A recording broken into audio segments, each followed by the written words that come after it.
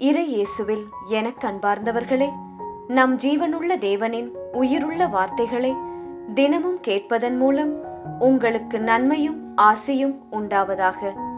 இன்றைக்கு நம் உள்ளத்தில் ஆண்டவர் பேச விரும்புகிற திருவசனம் கலாத்தியர் 2ஆம் அதிகாரம் 20ஆம் திருவசனம்.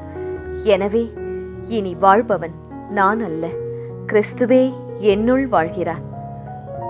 இறை இயேசுவில் எனதருமை நண்பர்களே, உங்கள் அனைவருக்கும் நம் இயேசுவின் அன்பை உரித்தாக்குகின்றேன்.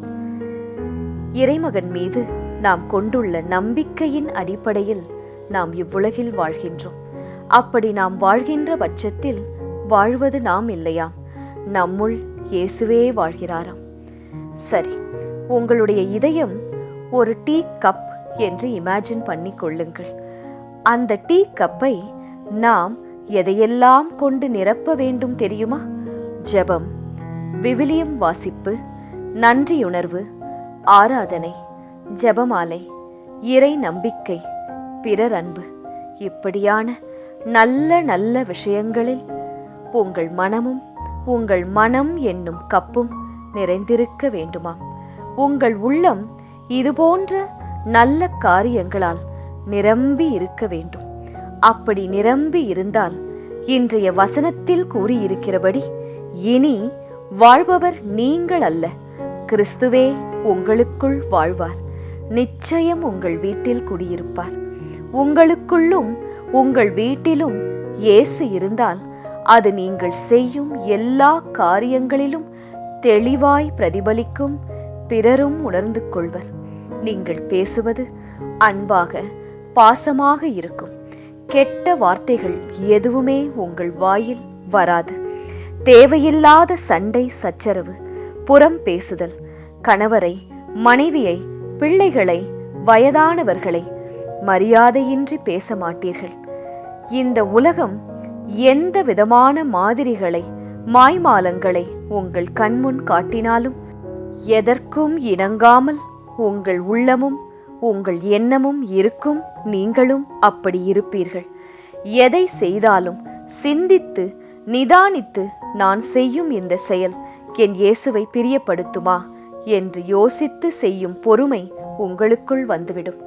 அந்த பொறுமை, விட்டு கொடுத்து போகும் மனப்பான்மை பலரிடம் இன்றைய நாளில் இல்லாததால்தான் குடும்பத்தில், கணவன் மனைவி இடையே, வேலை செய்யும் இடத்தில் அன்பு இல்லாமல் போகின்றது, மறைந்தே போகின்றது.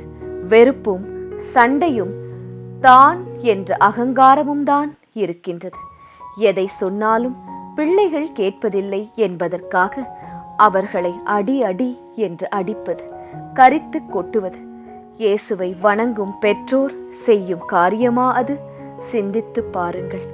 சின்ன வயசுதானே, கொஞ்சம் வளர்ந்தார்கள் என்றால் புரிந்து கொள்வார்கள்.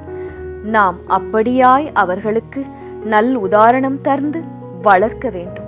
சிறு வயதில் நாமும் அப்படித்தானே இருந்தோம். நம் பெற்றோர் நமக்கு முன் வாழ்ந்த வாழ்க்கையை பார்த்து நாம் மாறிக்கொண்டோம், இயேசுவை பற்றி கொண்டோம். அடுத்தது, இயேசுவை பிரதிபலிப்பவர்களுக்கு பண ஆசை, பொருளாசை இருக்காதாம். இருப்பதை கொண்டு திருப்தியாக சந்தோஷமாக ஜெபத்துடன் இருப்பார்கள். அதற்காக தன்னை நம்பி இருக்கும் பிள்ளைகளை இயேசு என்றுமே வெறுங்கையராய் விட்டுவிட மாட்டார். சகல ஆசிர்வாதங்களையும் கீர்த்தியும் புகழ்ச்சியுமாக கொடுத்து அவர்களை வைப்பார். வசனம் உங்களுக்கு போதிக்கும், நீதியில் நடந்தும் கிறிஸ்துவிற்காக வாழ பயிற்றுவிக்கும் வசனம். இதை வாழ்நாளெல்லாம் கடைபிடியுங்கள். இறுதியில் முகமுகமாய் இயேசுவை காண்பீர்கள். ஜெபிக்கலாமா? இயேசுவே, எங்கள் தினசரி வாழ்க்கையில் கிறிஸ்து இயேசுவை வெளிப்படுத்து. கிறிஸ்துவர்களாக நாங்கள் வாழ அருள் தாரும். நீரே எங்கள் நல்ல ஆயன். எங்களை ரட்சித்து காத்து கொண்ட உமது இரக்கத்தின் பொருட்டு உம்மை துதிக்கின்றோம்.